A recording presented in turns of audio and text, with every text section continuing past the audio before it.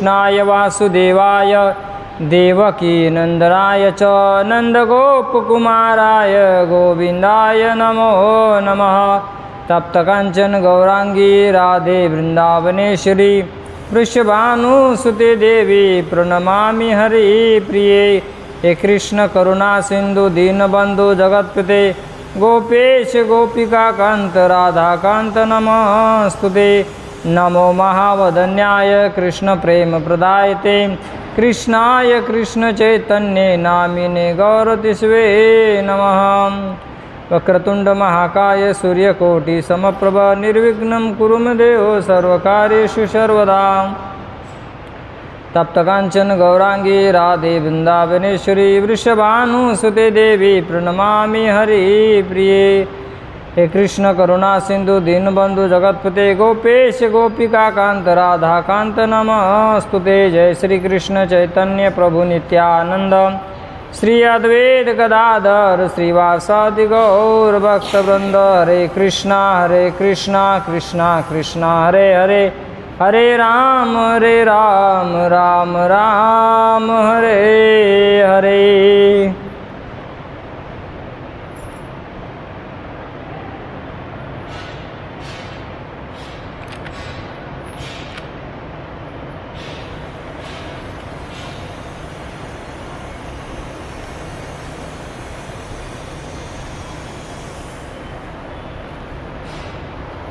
उपस्थित शिवपुराण कथानुरागी पधारे हुए सभी भक्तों का महाराष्ट्र की भूमि जो संतों की भूमि है और इस जैनपुर शहर में जिसका नाम पहले जैनपुर था फिर इसका नाम होगा जिंतुर। जैसे परभनी का नाम पहले था प्रभावती नगरी अब होगा परभनी भनभनी। तो द्वितीय दिन के कथा में आप सभी भक्तों का बहुत बहुत धन्यवाद है और आपका स्वागत है। सिद्धेश्वर भगवान की कृपा से हमें यहाँ पर यह कथा सुनने के लिए प्राप्त हो रही है और इस कथा के लिए जिन्होंने अथक परिश्रम किया ऐसे इलाप्पा जी और जिन्होंने इस कथा के लिए अपना भूरी मात्रा में योगदान दिया ऐसे संजय दराड़े जी कि जिन्होंने मौके पर बहुत बड़ी सेवा कर रहे हैं, इनका भी बहुत बहुत साधुवाद है, धन्यवाद है। और आज की जिन्होंने पूजा की नाम गोपाल जी और उनकी धर्मपत्नी, इनका भी बहुत बहुत साधुवाद धन्यवाद कि आप आए और इस ग्रंथ रूपी भगवान की पूजा की अपना समय निकाले। आपका भी बहुत बहुत साधुवाद धन्यवाद। और यहाँ पर जो भी सुनने के लिए आए माताएं, आपका भी बहुत बहुत साधुवाद धन्यवाद। आइए हम कथा सत्र में प्रवेश करते हैं। कल हम कथा सुनी थी शिवपुराण की जो महिमा है। आगे आगे आइए, आगे बैठ सकते हैं, है ना। आइए इधर आइए महाराज जी, इधर आकर बैठे सुनने के लिए, है ना। तो कल हम सुन चुके हैं कि शिवपुराण सुनने की महिमा कितनी भारी है। तो इसी के चल अगर आपने अप्पा जी कल अगर ये चौकी नहीं लाई ना, अप्पा जी कल अगर चौकी नहीं दिखाई दी तो मैं कथा नहीं करूँगा। हाँ, लाना पड़ेगा, मैं निकल के जाऊँगा, ऐसा नहीं चलेगा, आपको लानी ही पड़ेगी, है ना। और यहाँ जो भी कोई आए उनको बोलो शक्कर मत डालो। यहाँ ये चिट्टियाँ हो रही है, हमारे आगे पीछे घूम रही है, शक्कर नहीं डालना है। आपको जो भी लाना है पूड़ में बांध के रख दीजिए, नहीं तो नीचे कुछ सामान रखिए उसमें उसको आप रखिए। हाँ, तो क्या हो जाता है कि चींटियाँ सब जगह फैल जाती है। हाँ, वो चींटियाँ तकलीफ़ देती है, ठीक है। तो कल हम सुन रहे थे श्रवण शिवपुराण सुनने से कैसे हमें शिवलोक की प्राप्ति हो जाती है। तो देखिए, हम इस भौतिक जगत में जी रहे हैं, लेकिन इस जगत को छोड़ने की इच्छा होती नहीं है। होती है? नहीं है ना। हाँ, हमें लगता है कि यह संसार ही अच्छा है, लेकिन ये संसार अच्छा नहीं है। अगर ये संसार अच्छा होता तो हमें दुख मिलता? नहीं मिलता। तो सुख कहाँ है? बोले सुख है भगवान के धाम में, भगवान के घर में। भगवान जहाँ रहते हैं उसे कहते हैं धाम। जैसे हम घर में रहते तो घर कहते, तो भगवान जिस घर में रहते उसे कहते धाम। चाहे शिव जी का लोक शिवलोक हो, चाहे भगवान का वैकुंठ लोक हो, तो वहाँ किसी प्रकार का काम करने की ज़रूरत नहीं है, किसी प्रकार का टेंशन नहीं है, कोई तकलीफ़ नहीं है। ऐसा भगवान का धाम होता है। लेकिन ये कब पता चलेगा? जब हम कथा में जाएंगे और सुनने के लिए बैठेंगे, तब धीरे धीरे हमें यह पता चलेगा। अगर हम खराटे मारते हुए घर में सोएंगे, सत्संग में नहीं जाएंगे, तो कुछ पता चलने वाला नहीं है ना। और अधिक मास ऐसे ही निकल के जाएगा। आपा जी को कोई कह रहे थे कि हम अन्नदान करने वाले हैं, कथा नहीं हो रही, कथा नहीं हो रही, और यहाँ तो सुनने के लिए तो कोई माने कुछ हद तक ही है ना। तो कहाँ गई हमारी लालसा? तो आजकल भक्ति कैसे है कि वो कहते ना कि माने चंचलता बहुत है, संयम नहीं है लोगों के अंदर, और इसी के मारे भक्ति भी करने में बहुत कठिनाई उत्पन्न हो जाती है। जब तक भगवान की कृपा नहीं हो सकती है, तब तक हम कुछ नहीं कर सकते हैं। हम प्रयास कर सकते हैं बस, उसके आगे कुछ नहीं कर सकते हैं। हमारे हाथ में प्रयास करने का ही है, और हमारे हाथ में कुछ नहीं है। फिर भी लोग कितने कूदते रहते हैं, कहते कि मैंने किया, है ना। ये अहंकार कहते हैं इसको। जो कोई कहता है मैंने किया, इसे अहंकार कहते हैं। शौनक आदि ऋषि ने सूत जी से निवेदन किया कि हे सूत गोस्वामी, कलयुग का प्रारंभ हो रहा है। इस कलयुग में लोग खूब पाप करेंगे। ब्राह्मण लोग कहते हैं कि वेद को बेचेंगे, और कहते हैं कि क्षत्रिय अपने धर्म से विमुख हो जाएंगे। माने क्षत्रिय माने जो प्रजा का पालन करते हैं ना, आज के भाषा में उसे कहा जाए तो लीडर, है ना। राजा माने लीडर। गांव-गांव में हम जाते देखते हैं कि लोगों को पानी नहीं आता है गवर्नमेंट का, है ना, लेकिन उसका पैसा तो उठा के खा लिया है। तो कहते हैं कि अधर्म से युक्त होंगे। वैसे जो होते हैं वो क्या करेंगे? अपने व्यापार में बेईमानी करेंगे। और शूद्र जो होते हैं तो कहते हैं कि जो शूद्र ब्राह्मणों के जैसे उचित कर्म करने लगेंगे। तो कलयुग में लोगों की ऐसी स्थिति बनेगी। यहाँ पर यह इनका संवाद हो रहा है। और धन है तो वह कहते हैं कि धन होने के कारण वह अधर्म में फंस जाएगा, माने पाप करेगा।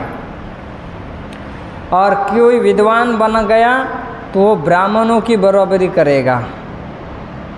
तो इस तरह से कहते हैं कि उच्च कुल में अपने संबंध बनाने का प्रयास करेंगे लोग, उच्च कुल में न होने के बाद भी। स्त्रियां पर पुरुष से प्रेम करने लगेगी, पुरुष पर स्त्री से प्रेम करने लगेंगे। सास ससुर की बहू सेवा नहीं करेंगे। सेवा करनी है तो कठिनाई उत्पन्न हो जाएगी, सेवा करने की इच्छा नहीं रहेगी। और उसकी माँ जब आती है तब कैसा करती है आगे पीछे। तो कहते हैं कि इस प्रकार से पत्नी चाहे कितने भी अच्छी हो, पुरुष पर स्त्री के प्रेम करने के लिए चाहेगा, और पति भी अच्छा हो तो स्त्री भी पर पुरुष से प्रेम करेगी। कहते हैं ये कलयुग की स्थिति ऐसी होगी तो लोग पाप का जो आचरण कर रहे हैं वो हद से ज़्यादा हो जाएगा। तो ऐसे पापियों का उद्धार कैसे होगा? उद्धार भी होना चाहिए ना। ये कौन कर रहे? सुध गोस्वामी से शौनक जी कह रहे हैं कि इनका उद्धार कैसे होगा, आप हमें बताइए। तो कहते हैं कि संत जो रहते हैं, संत क्रांतदर्शी है। संत संसार के लोगों का कल्याण कैसे हो, उनका उद्धार कैसे हो, इसके फेरे में पड़े रहते हैं। और संसारी जो अपने ही जीने के फेरे में पड़े रहते हैं। जैसे पशु पक्षी है, किसके लिए जीते हैं? अपने लिए तो जीते हैं ना। वैसे संसारी लोग किसके लिए? मेरी पत्नी, मेरा परिवार, बस हो गया। लेकिन बोले संत ऐसे नहीं रहते। संत कैसे रहते? परहितकारी। तुम हमें जो मनुष्य शरीर मिला है वह भजन करने के लिए मिला है, पशु पक्षी के तरह भोग करके मरने के लिए नहीं प्राप्त हुआ है। देखिए प्राणी होते हैं ना, ये भी 4 चीज़ें करते हैं। खाते हैं, सोते हैं और फिर आहार, निद्रा, भय, मैथुन। आहार माने खाना, निद्रा माने सोना, भय माने डर और मैथुन माने भोग करना। तो अगर मनुष्य भगवान की भक्ति नहीं करता है तो कैसे हो गया? पशु तुल्य तो हो गए कि नहीं? कुछ अंतर नहीं रहा। ठीक इसलिए कहते हैं कि भागवत के अनुसार वह गधा पशु के समान है। जो मनुष्य शरीर मिलने पर भी भगवान की भक्ति नहीं करता है, तो कहते हैं कि कलयुग में उसकी खूब भयानक स्थिति हो जाएगी। आज क्या होता है, लोग जो विश्वास वाले हैं उनको धोखा देते हैं और समझते हैं कि हमने बहुत अच्छा काम किया, लेकिन इसका फल भी प्राप्त होता है कब? बोले मरने के बाद, जब नरक में जाता है तब। इसलिए किसी को विश्वास में लेकर धोखा नहीं देना चाहिए।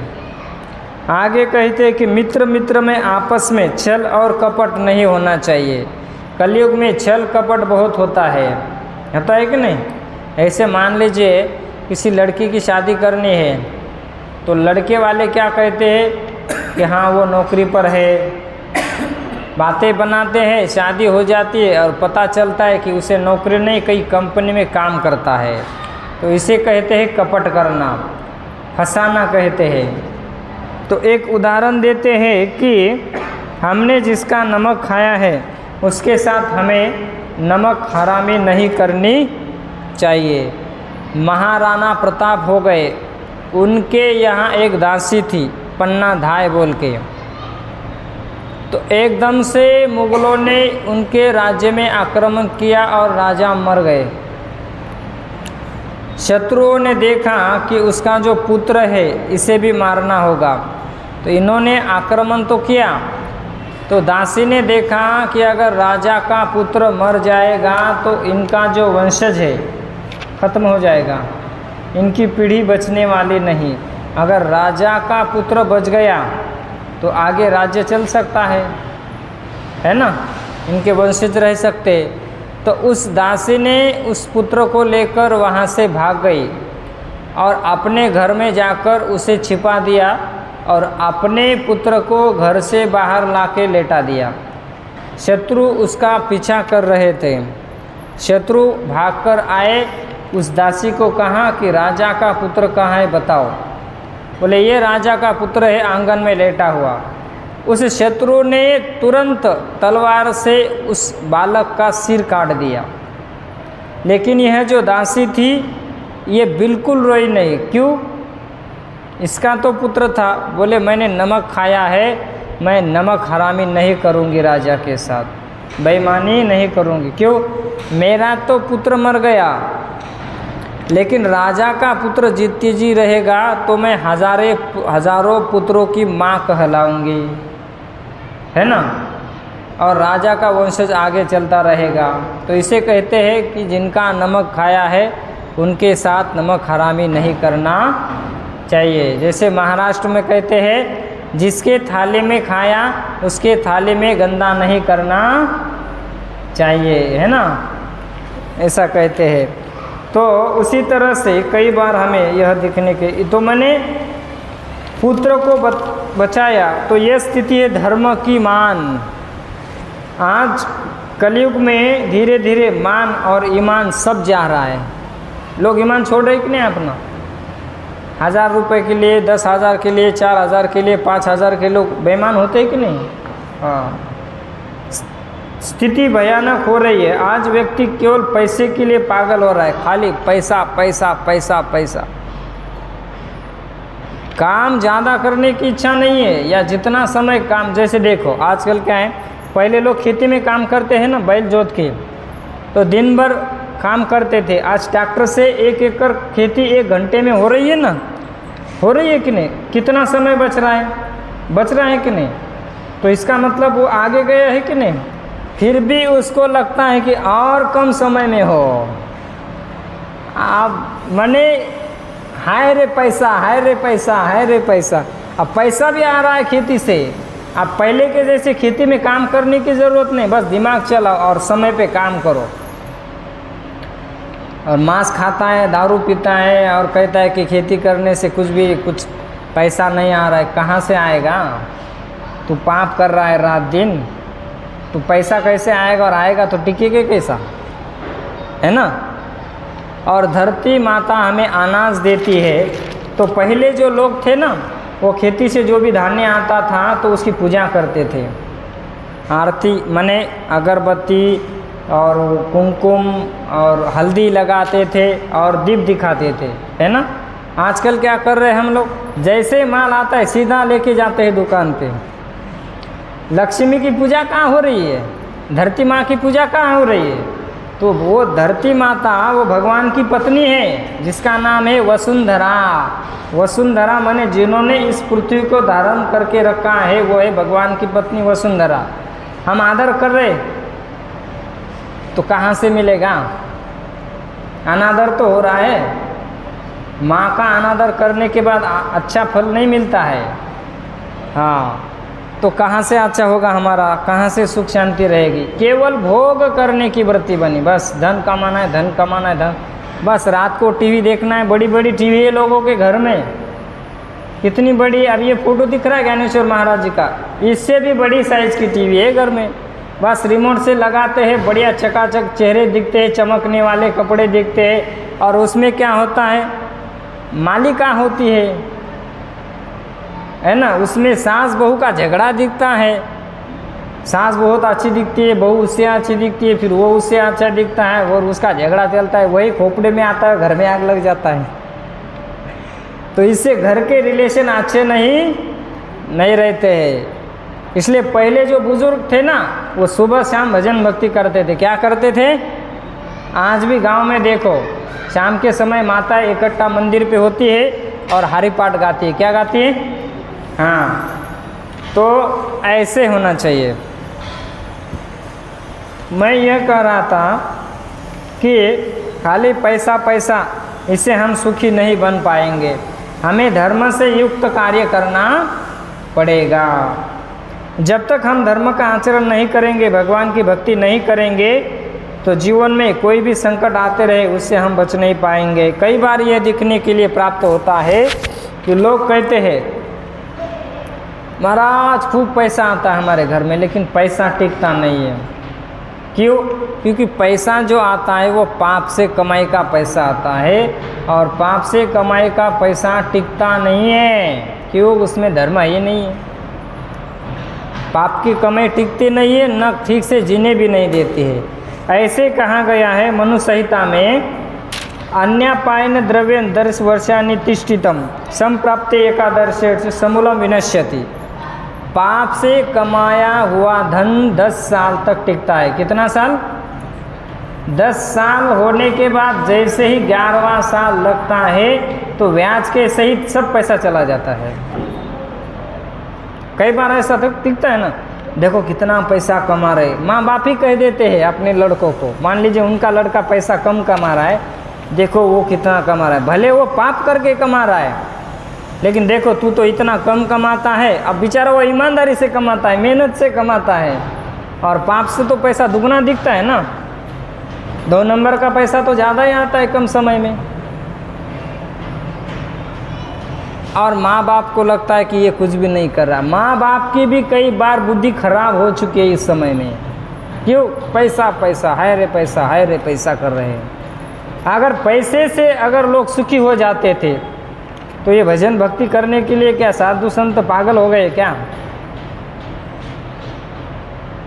पैसे से सुविधा मिलती है, सुविधा मिलती है, हमारा संरक्षण भी होता है, सेवा भी, लेकिन जितना ज़रूरत है उतना। आवश्यकता से ज़्यादा अगर धन हो गया तो वही धन हमारे विपत्ति का कारण बन जाता है। आदमी यही सोचता है कि इन धन की मैं रक्षा कैसे करूं, और कुछ कुछ लोगों को धन के मारे नींद भी नहीं आती कि कोई इसको चुरा तो ना ले। भागवत में बताया कि कई सारे इसके दोष भी होता है, लेकिन जीने के लिए इस साधन की आवश्यकता है तो हमें जितना ज़रूरत है उतना इसको अपने साथ रखना चाहिए या कमाना चाहिए। कहते हैं कि परपुरुष से प्रेम करना, पति से कड़वा बोलना, थोड़ी थोड़ी बात पर लड़ाई करना, इन दोषों से बचना चाहिए। अगर इस दोषों से कोई बचता है तो कहते भगवती देवी के गुण उसके अंदर आते हैं, माने देवी उनके अंदर निवास करती है, ऐसा कहते हैं। जैसे बोले टीवी है, टीवी सेट करते हैं तो सेट करने के बाद उनके अंदर बिन बुलाए चित्र आ जाते हैं। ठीक उसी तरह से कोई ईमानदारी से पवित्र होकर कार्य करता है तो उसके शरीर में कहते हैं कि वो अच्छे गुण वास करते हैं। जो व्यक्ति ईमानदारी से व्यापार करता है, धोखा नहीं देता है, तो कहते हैं कि इसमें सब में ईश्वर का भाग रखता है। ऐसा पुरुष जो होता है उनके अंदर भगवान निवास करते हैं। अब इसमें एक कथा आती है कि इसी के मारे कह रहे कि कलयुग में जब बहुत पाप आगे बढ़ता है तो ये सब साधु संत आपस में बैठ रहे तो इन पापियों का उद्धार कैसे हुआ।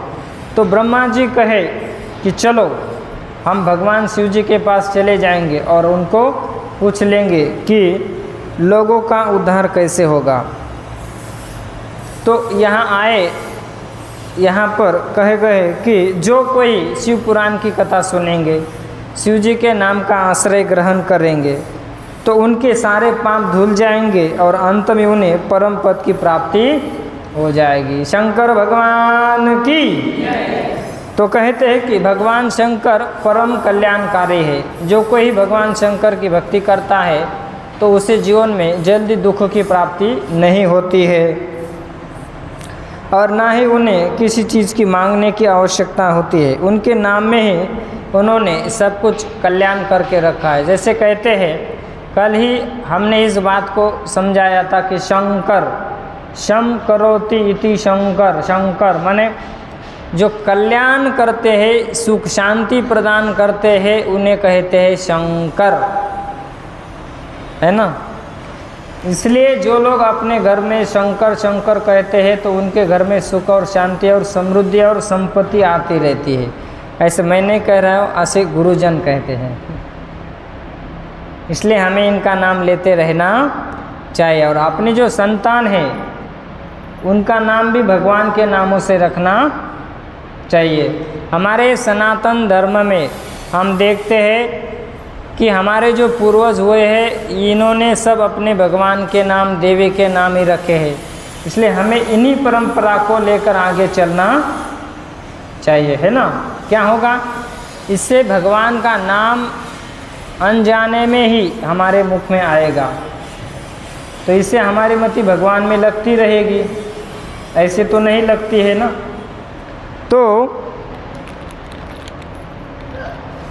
आगे कहते हैं कि जैसे अगर हम हर हर महादेव कहते हैं या जय कहते हैं, शंकर भगवान की जय, तो कहते हैं कि यह करने से, भगवान का जय करने से हमारे जीवन में भी विजय होता है।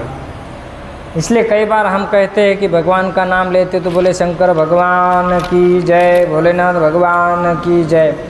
तो इनका जय करने से हमारे जीवन में भी विजय की प्राप्ति हो जाती है। जो भगवान का नाम नहीं बोलते हैं वे अगले जन्म में पशु पक्षी बन जाते हैं। और जो दूसरों की निंदा ही करने में लगे रहते हैं, चुगली करने में लगे रहते हैं, तो कहते हैं ये चमगादड़ बनते हैं। चमगादड़ जानते हैं? पक्षी की तरह ऐसे यूँ अपने पंख ऊपर करके उड़ता है, काला काला रहता है। वो मुंह से ही खाता है और मुंह से ही विष्ठा त्याग करता है। इसे कहते हैं चमगादड़। निंदा करने का यह फल होता है। और कहते हैं कि सब कही निंदा जीव जड़ करहि, जो जीवों की निंदा करते हैं, ते चमगादड़ होई अवतरे हो। बोले वो चमगादड़ होकर इस धरती पर शरीर प्राप्त करते हैं। इसलिए हमें निंदा से बचना चाहिए। क्या करना चाहिए? हाँ, निंदा करना पाप है, लेकिन क्या होता है, एक आदत बुरी बला है। आदत लगती है ना, छूटती नहीं है। इसे छोड़ने के लिए भगवान के भक्ति में एक सुख को लगाना पड़ता है, तब धीरे धीरे ये टूट जाती है। तो कहते हैं जो सबकी निंदा कर रहे जीवन में, तो चमगादड़ बन जाते हैं। और जो भगवान की कथा नहीं सुनते हैं, कहते हैं वो सांप बनते हैं। सांप को कान होते हैं क्या? सांप को केवल आँख होती है, आँख, कान नहीं होते, वो सांप बन जाते हैं। और जो भगवान का नाम नहीं लेते हैं, तो कहते हैं कि वह मेंढक बन जाते हैं। मेंढक जानते हैं ना, केवल बरसात में खूब आवाज़ करता है। इतना आवाज़ करता है ना, मान लो जिसी के घर के बगल में पानी है ना, वो बेचारा सो नहीं पाएगा। हम वृंदावन में देखते हैं कई जगह पर पानी इकट्ठा हो जाता है ना, वो मैंने इतना आवाज़ करते हैं ना कि आदमी तंग हो जाता है। अब उनको कुछ कर भी नहीं सकते हैं, क्या करेंगे? वो पानी के बगल में छिप के ऐसे ज़ोर ज़ोर से अपना स्पीकर बजाते हैं और एक ही साथ गाते हैं। मैंने कोई आगे पीछे गाता है। तो बोले जो ये जीवा होकर भगवान शंकर जी का नाम नहीं लेते, वो मेंढक बन जाते हैं। मेंढक बनना पसंद है, अच्छा लगता है। गंदगी में रहो, कूदते रहो। एक तो ये गांव में जाए तो कहीं बाथरूम में रहते, बाहर रहते, गंदगी में रहते, है ना। अगर हम अपना जीवन सुधारना चाहते हैं, कल्याण चाहते हैं, तो हमें इस जन्म में भगवान की भक्ति करना चाहिए। क्या करना चाहिए? हाँ, तभी सुधर सकता है। देखिए, अगर इस समय में कोई सुखी है या अच्छे परिवार में है या धन की मात्रा अच्छी है और अच्छे से सब कुछ प्राप्त हो रहा है, तो सीधे सीधे समझ लो उन्होंने पूर्व जन्म में अच्छे कर्म किए थे, इसलिए वो फल पा रहे हैं। इसलिए अगर आगे वाला जीवन अगर हम अच्छा चाहते हैं, तो हमें इस समय में अच्छे कर्म करना, ये हो भगवान की भक्ति। और जीवन से भगवान का नाम लेना, कान से भगवान की कथा सुनना, हाथ से दान देना। और ये ठाकुर जी ने पैर दिए तो सत्संग में जाकर बैठना, मंदिर में जाके दर्शन करना, अन्नदान करना, धन दान करना, वस्त्र दान करना, गौ माता की सेवा करना, साधु संतों की सेवा, जितना हो सके उतना मरने से पहले भरपूर कर लेना चाहिए। मरने के बाद कुछ नहीं कर सकते, बस उधर हिसाब किताब होने वाला है। और कुछ नहीं होने वाला, सीधा सीधा। तो हमें भगवान ने अवसर दिया है, तो हमें लाभ उठाना चाहिए। समय निकलने के बाद पश्चाताप करने से कुछ प्राप्त होता नहीं है। तो कहते हैं कि ये शरीर छोड़ने से पहले अच्छा काम कर लेना चाहिए। वो अच्छा काम है भगवान की भक्ति। अच्छा कर्म करेंगे तो हमें अच्छा जन्म होगा, हमारा जीवन सफल होगा। और भगवान की भक्ति करेंगे तो सीधा भगवान का वैकुंठ लोक प्राप्त हो जाएगा। शंकर भगवान की। अब आगे क्या कहते हैं? जन्म दुखो जरा दुख, दुखम च मरने तथा गर्भवासे पुनः दुखम इस संसार में। क्या? जन्म दुखो, जब हमारा जन्म होता है तो कष्ट होता है कि नहीं? माँ को भी तकलीफ होता है, और जिसका जन्म होने वाला है वो क्या खुशी खुशी से आता है क्या? रोते हुए आता है। अगर रोता नहीं है तो कुछ माताएं क्या कहती है, वो रो नहीं रहा, उसको थोड़ा सा यूँ कहते हैं ना, उसको काट मने पकड़ लो। मराठी में क्या कहते हैं उसको? चिमटा।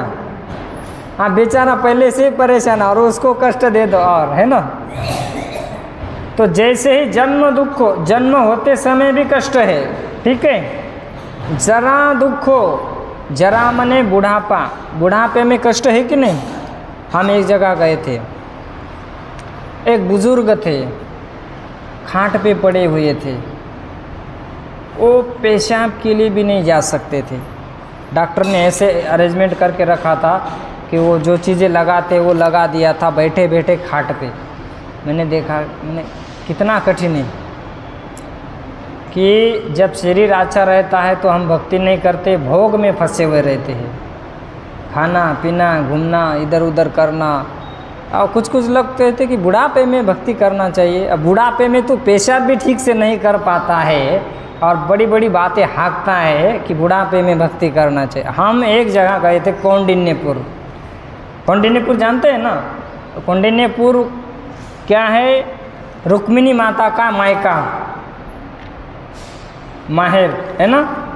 तो हम वहाँ गए थे, आप कुछ दिन रुके, तो हम गाय को गुड़ खिलाने के लिए गुड़ लाने गए थे। तो ऐसे ही गांव के 2-3 लोग थे।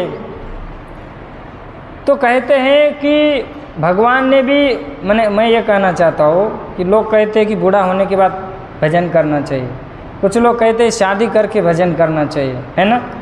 वो लोग कह रहे थे कि मैंने ऐसे अपने से बातें कर रहे थे कि देखो भगवान ने भी ब्याह किया है और ब्याह करके भजन भक्ति करना चाहिए। अब मैं वो गुड़ ले रहा था और उन्होंने कुछ बातें हमसे पूछी। मैंने कहा, उसमें 2 बूढ़े थे, मैंने कहा आप भजन भक्ति कर रहे? बोले ना। एक अच्छा था जवान, मैंने कहा तू आप कर रहे? बोले ना। अब ये जो बूढ़ा था उसके हाथ में बीड़ी थी, बीड़ी मुझके हमें देखकर उसने ऐसी यूँ की, बीड़ी डर के मारे ऐसी छुपा दी उसने। मैंने कहा आप बूढ़े हो गए हो, आप भजन भक्ति कर रहे हो? बोले नहीं। तो फिर दूसरों से क्यों अपेक्षा कर रहे हो? मैंने कहा हमारे धर्म में यही समस्या है, हमारे लोग ही आचरण नहीं करते हैं और बड़ी बड़ी डींग हाँकते हैं, बातें करते रहते हैं, है ना। हमारे लोगों का कर्तव्य कि स्वयं से आचरण करें, भक्ति करना चाहिए और बातें करते रहते हैं, टाइम पास करते रहते हैं, इससे धर्म थोड़े आगे बढ़ने वाला है। तो कहते हैं कि जरा माने बुढ़ापे में भी दुख है, और आगे कहते हैं दुखम च मरने, मरते समय दुख है कि नहीं। कितना कष्ट होता है, इतना कष्ट होता है कि आदमी सह पाना बड़ा कठिन हो जाता है। और गर्भ में है तो भी दुख है, क्यों? टेढ़ा रहता है, ऐसे सीधा नहीं पड़ा रहता है माँ के गर्भ में। माँ कोई तीखा खाए, खट्टा खाए, मीठा खाए तो बेचारा अंदर ही अंदर झटपटाता रहता है, उसको तकलीफ होती है। तो कहते हैं कि जन्म लेते समय भी दुख है, मरते समय भी दुख है, बुढ़ापे में भी दुख है और गर्भ में भी दुख है। इसलिए कहते हैं इस संसार को दुखालयम शाश्वतम, और इससे बचने के लिए एक उपाय है, बोले भगवान की भक्ति। शंकर भगवान की जय। माया में पड़ा है और फिर भी कहता है कि मैं सुखी हूँ। जैसे सूअर होता है ना, सूअर जानते हैं, नाली में घूमता रहता है, गंदगी खाता है और उसमें ही मज़ा है बोलता है। तो नारद जी ने एक बार भगवान विष्णु को कहा कि संसार में बहुत दुख है और आपके धाम में बहुत सुख है, तो हम सबको लेके आएंगे। भगवान बोले ठीक है, जाओ लेके आओ। नारद जी आए और कहे कि देखो इस संसार में बहुत दुख है, चलो मैं आपको भगवान के वैकुंठ ले जाता हूँ। लोगों ने कहा कि हमारा काम बाकी है, किसी ने कहा हमारे परिवार की जिम्मेदारी बाकी है, किसी ने कहा लड़के की शादी बाकी है, किसी ने कहा अभी पोते देखना बाकी है, किसी ने कहा कि अभी क्या आना है, आएंगे बाद में। कोई भी भगवान के धाम नहीं जाना चाहता है। तो इस तरह से कहते हैं कि अब आइए प्रसंग, जब ब्रह्मा ने कहा भगवान शंकर की आराधना करना है और इसमें 3 काम करना है, कान से कथा सुनना है, वाणी से कीर्तन करना है और मन से उनका चिंतन करना है। आगे वर्णन करते हैं 3 कार्य नहीं करना, व्यभिचार भी नहीं करना चाहिए, किसी के साथ दुर्व्यवहार नहीं करना चाहिए और धोखा नहीं देना चाहिए। तो एक व्यक्ति होता है कि वो कहता है कि मैं भगवान की भक्ति नहीं करूँगा। अगर भगवान की भक्ति हम नहीं करेंगे और ऐसे ही जिएंगे तो मरने के बाद हमें पशु के समान, चाहे कुत्ता, अन्य योनि प्राप्त हो जाती है।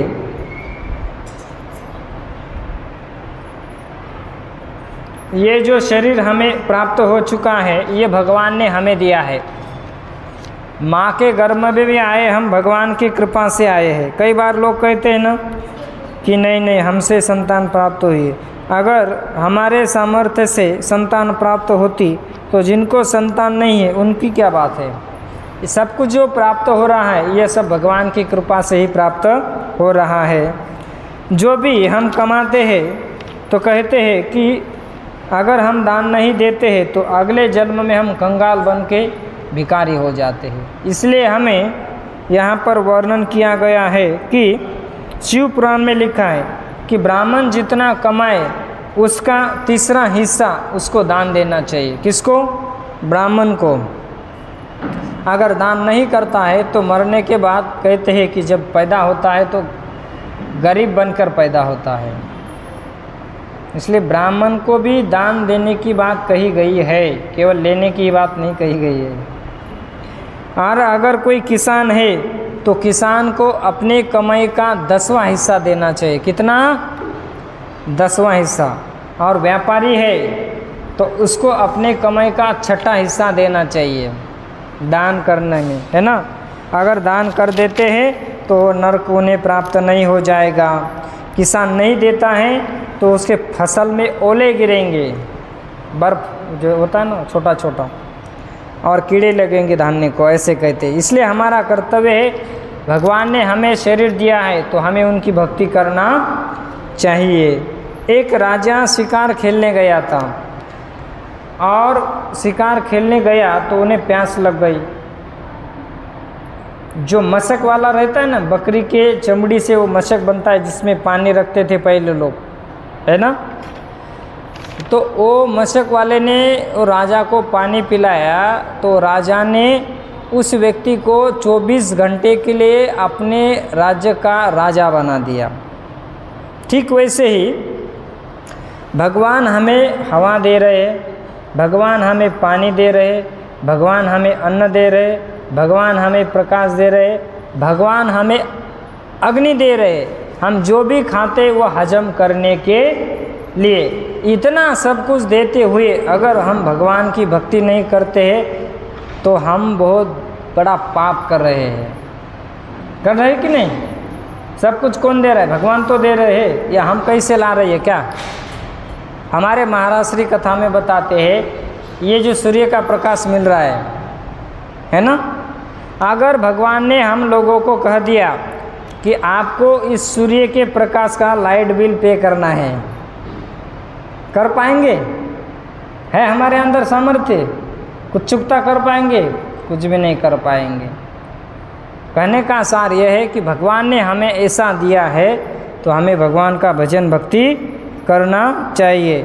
और हम जीते हैं, ये श्वास का कार्य ही भगवान के माध्यम से होता है। हम जो श्वास लेते हैं ऊर्ध्व ऊपर, अधो नीचे, और रात में जब सोते हैं तो वेद में कहा है विश्व देवा उपासित। ये श्वास का जो कार्य है भगवान चला रहे। कौन चला रहा है?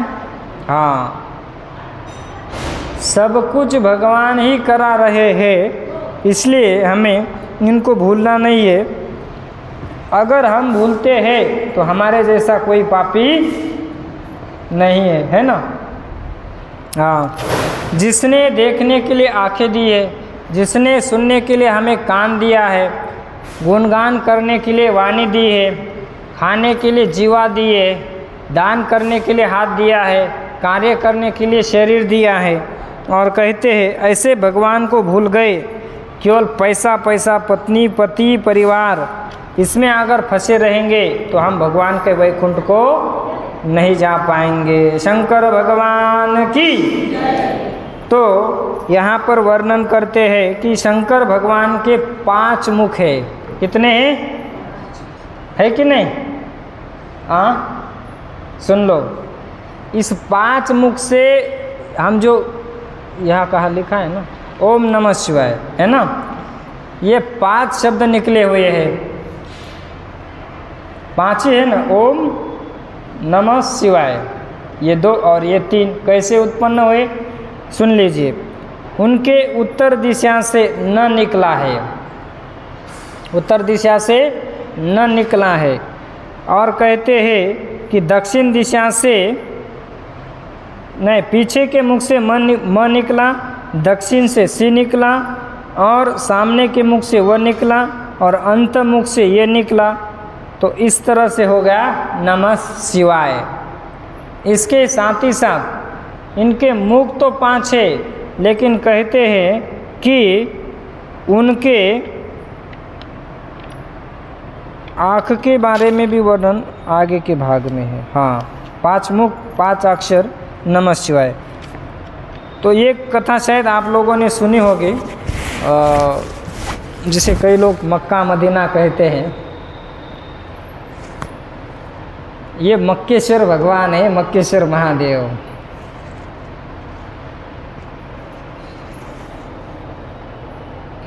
मक्केश्वर महादेव वहाँ पर उसको ढक के रखा है और उसको स्पर्श नहीं करने देते हैं वो लोग। दूर से प्रणाम करो, कपड़ा नहीं उतारना है। क्यों? लोगों को पता चलेगा तो कहेंगे हमारे भारत में तो शंकर जी की कितने पिंड हैं। वो कौन है? मक्केश्वर महादेव वहाँ पर विराजे हुए हैं। इसको समझना चाहिए। तो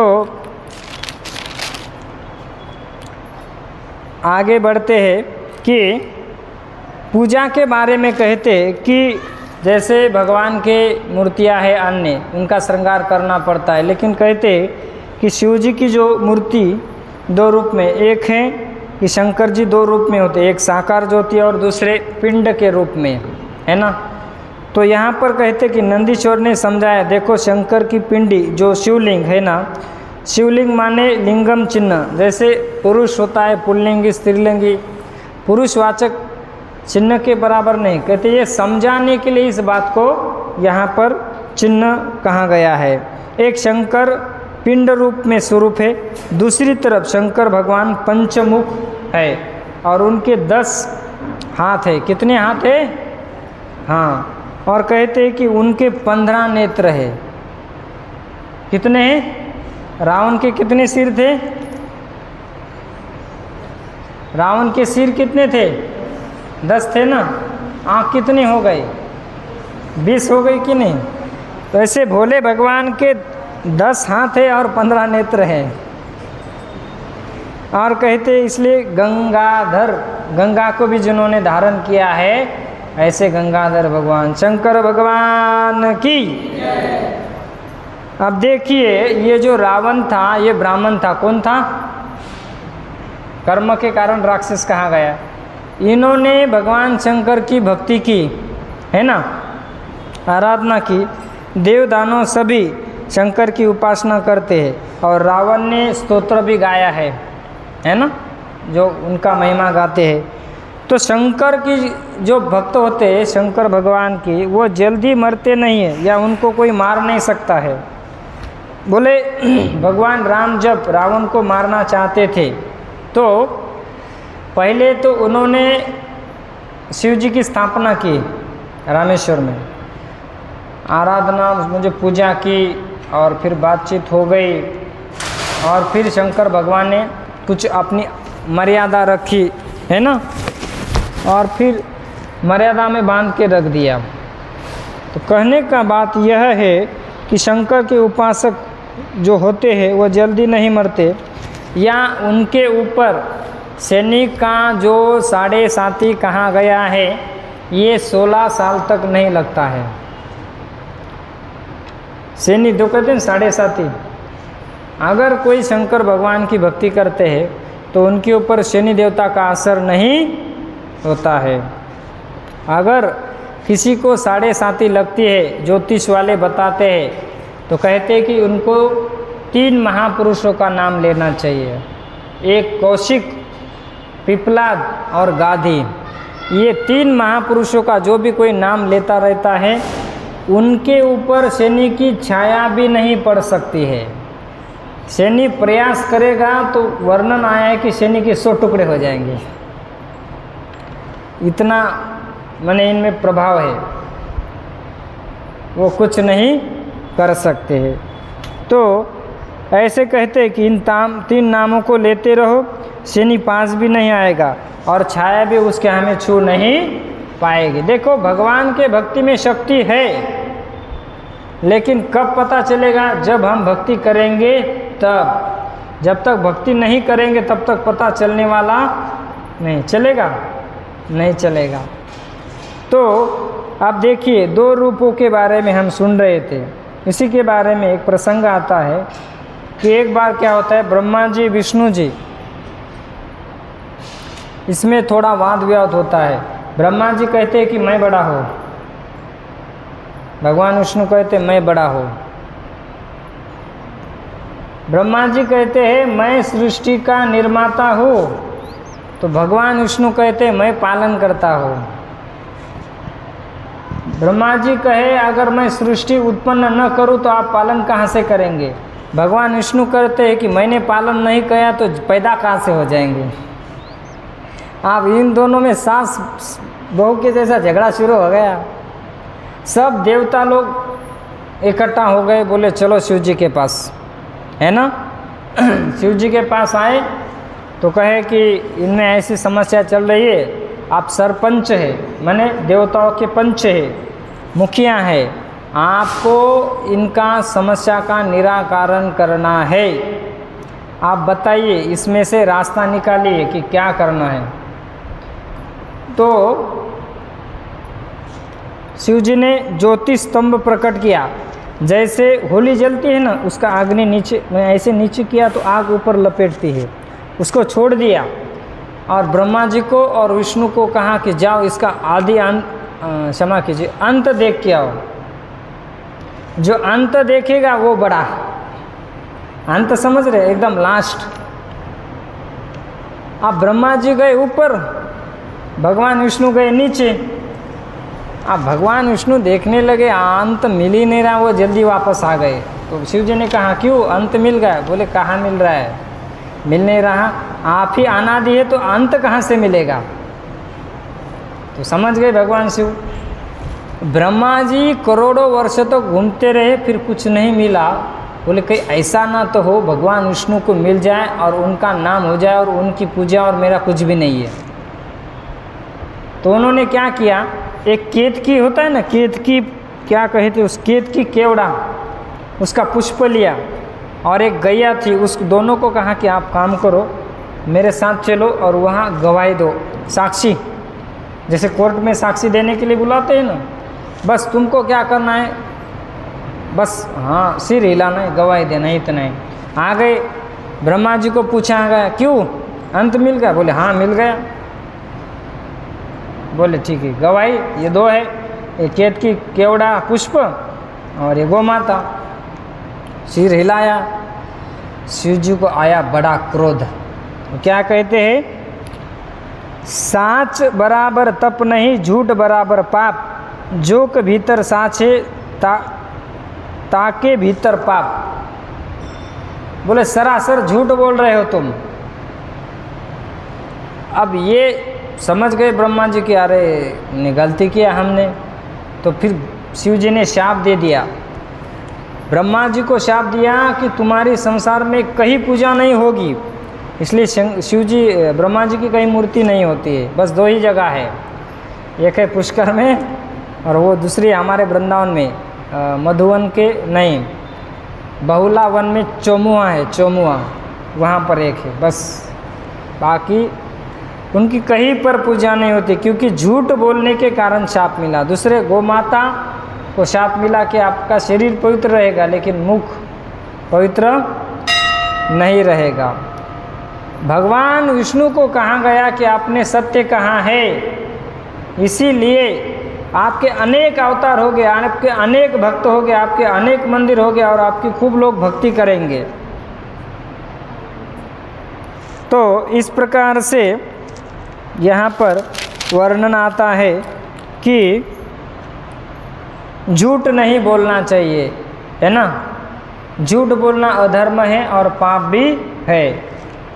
देखिए, सत्य के ऊपर ही असत्य टिका है, अगर सत्य नहीं तो असत्य टिक नहीं सकता है, लेकिन हमें सदैव सत्य की बाजू पकड़ना चाहिए। कहते कि बात बात पर झूठ बोलना नहीं चाहिए, क्योंकि बात बात पर झूठ बोलना महापाप है। आजकल लोग बोलते हैं कि नहीं, थोड़े थोड़े बात पर बोलते हैं। तो यह इसका वर्णन किया है। आगे कहते हैं कि भगवान शंकर की पिंडी जो है ना, पिंडी के बारे में कहा गया है। कई माताएं पिंडी रखती है ना, अब इसके बारे में सुन लो। पिंडी अगर हमें कहीं रखनी है तो अपने हाथ में 12 अंगुल, अपने हाथ से कितना 12 अंगुल की पिंडी को रखना चाहिए, शिव पुराण में लिखा है। और ज़्यादा से ज़्यादा बड़ा भी हो, माने बड़ी भी है तो उसकी कोई हानि नहीं है, पिंडी रख सकते हैं। पूजा के लिए रखना है तो अंगुष्ठ मात्र की होनी चाहिए। और जो वस्तु भगवान शंकर की पिंडी पर रख दी है, पिंडी पर जो चढ़ाते हैं ना, अब ये ध्यान से सुनो, कई लोग इसकी गड़बड़ी करते हैं। ये शिव पुराण से बता रहे हैं हम कि जो पिंडी के ऊपर रख दिया है भोग, वो हमारे लिए नहीं है। क्यों नहीं है? कहते हैं कि चंड नाम के एक उनके गण हुए, उन्होंने खूब तपस्या की और भगवान शंकर को प्रसन्न किया। तो भगवान शंकर ने उन्हें वरदान दिया कि मेरे ऊपर जो भाग चढ़ेगा, है ना, तो कहते हैं कि मेरे पिंडी पर जो भी चढ़ेगा वो तुम्हारा भाग होगा। किसका होगा? ये चंडवेग का, जो उनका गण है। इसलिए पिंडी पर जो चढ़ता है उसको हमें प्रसाद को नहीं ग्रहण करना चाहिए। क्यों? क्योंकि उनको जो गण है ना, वो उसका भाग है। इसलिए जो यज्ञ करते हैं ना, यज्ञ में आहुति देते तो फल रखते हैं, आप लोग जानते होंगे। वो जो फल रखते हैं तो कई लोग उसको उठाते हैं, वो हमारा भाग नहीं है। जो उनके गण हैं शिव जी के, वो उनका भाग है, इसलिए हमें इसको उठाना नहीं चाहिए। तो इसका कारण आगे कहते हैं बाहर से दूर से ही भगवान शंकर को भोग लगाओ तो वो तुम्हारे खाने लायक है। दूर से अगर लगाते हैं तो कहते कि उसको हम ग्रहण कर सकते हैं। चढ़ा दिया है तो उसको खाना नहीं चाहिए। 12 ज्योतिर्लिंग उनमें से सिद्धों का बकुल स्पर्श करने में हमें दोष नहीं है।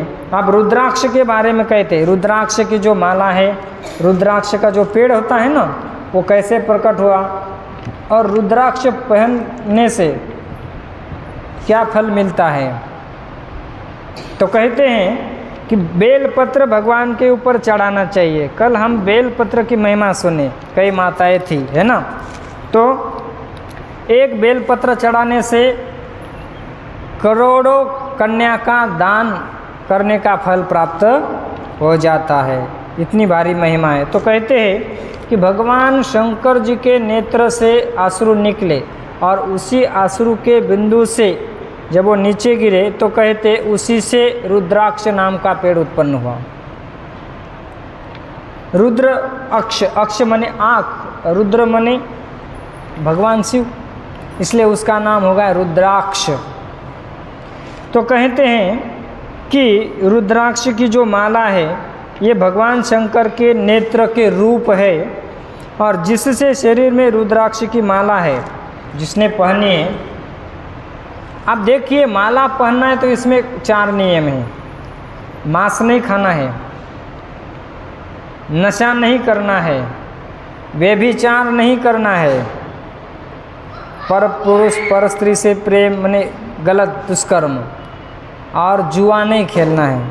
और इसमें 2 बातें और समझ लो, प्याज लहसुन भी नहीं खाते हैं, ठीक है ना, क्योंकि ये निकला है शिव जी से। क्या? रुद्राक्ष परम पवित्र वृक्ष है ना। अगर पवित्र वस्त्र धारण करना है तो हमें कैसे रहना चाहिए?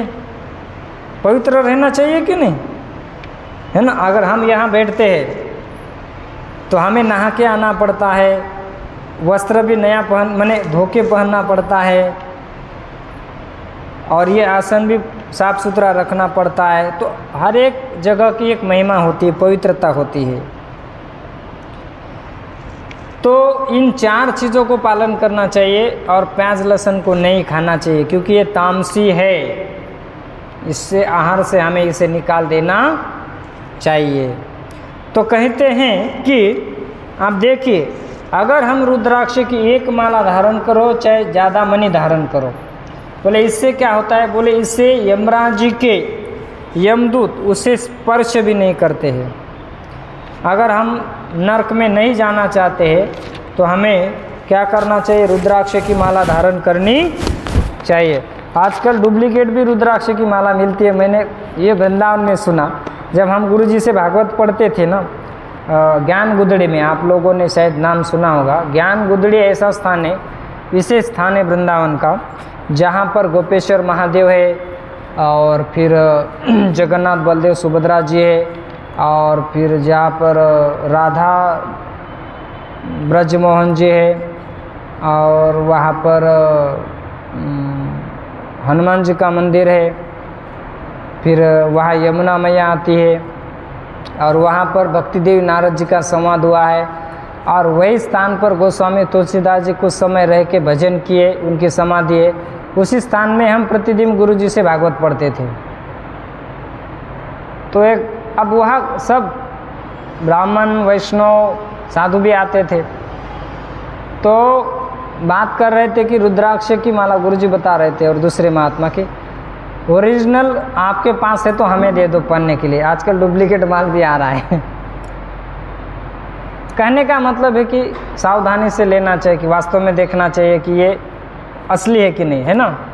आजकल बहुत चीज़ें नकली भी मिल रही है ना, है कि नहीं।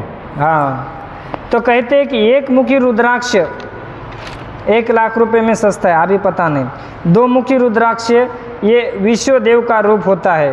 3 मुखी रुद्राक्ष तीनों देव का रूप होता है। 4 मुखी रुद्राक्ष ब्रह्मा का स्वरूप है। 5 मुखी पंचदेव का स्वरूप। 6 मुखी कार्तिकेय का रूप। 7 मुखी अनंग माने कामदेव का रूप। 8 मुखी अष्टभैरव का रूप। 9 मुखी भगवती दुर्गा का रूप। 10 मुखी भगवान विष्णु का रूप है, और 11 मुखी भगवान शंकर का रूप है। 12 विश्वदेव का रूप है। 13 सब देवताओं का प्रतिनिधित्व है, और 14 मुखी भगवान शंकर का स्वरूप होता है। शंकर भगवान की। अगर हम अपना कल्याण चाहते हैं तो हमारे शरीर में एक दाना रखो, चाहे स्त्री हो चाहे पुरुष हो, हमें इसे रखना चाहिए। इससे भगवान शंकर प्रसन्न होते हैं। आप कौन पड़ा है भगवान शंकर प्रसन्नता में? सब कोई अपने ही प्रसन्नता के पीछे पड़े हुए है ना।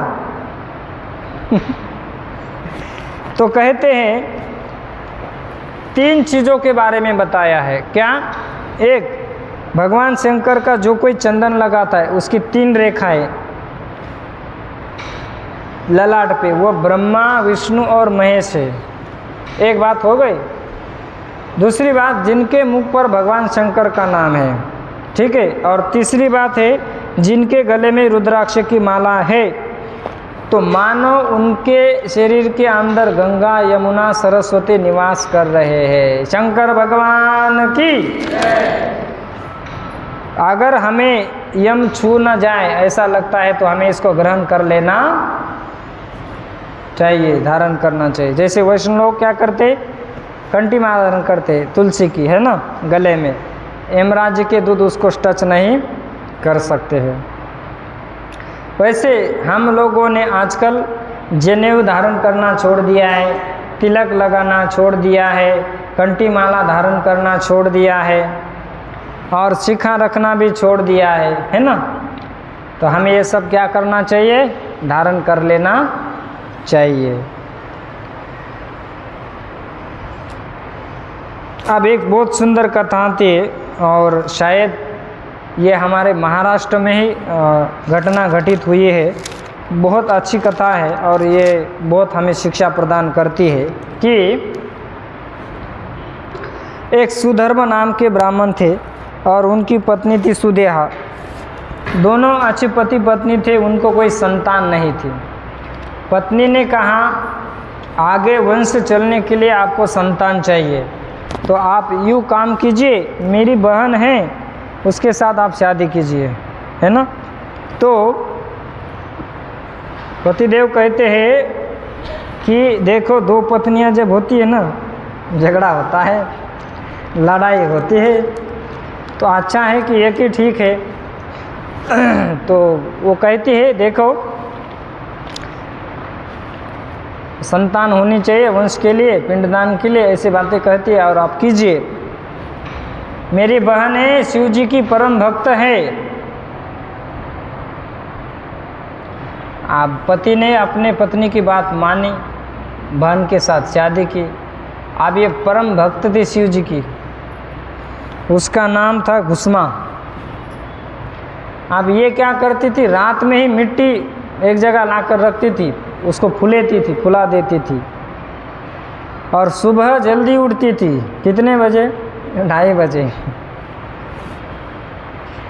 और उस मिट्टी से 100 कितना और क्या है यहाँ पर, 101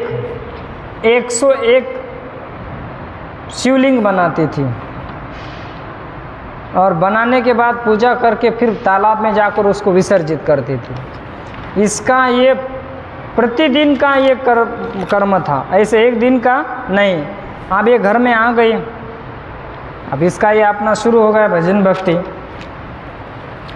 ये जब बात करती थी अड़ोस पड़ोस की स्त्रियों से, पड़ोसियों से, तो उनकी वाणी सुनकर सब उसके वाणी से, मीठी वाणी से मोहित हो जाते थे। तो कहते हैं कि सब उसके ही बन जाते थे। तो बड़ी बहन ने देखा, यार मैंने इसकी शादी कराई है, ये मेरी बहन है, सब इसी से ही बात कर लेते हैं। तो उसको ईर्ष्या होने लगी अपने ही बहन से।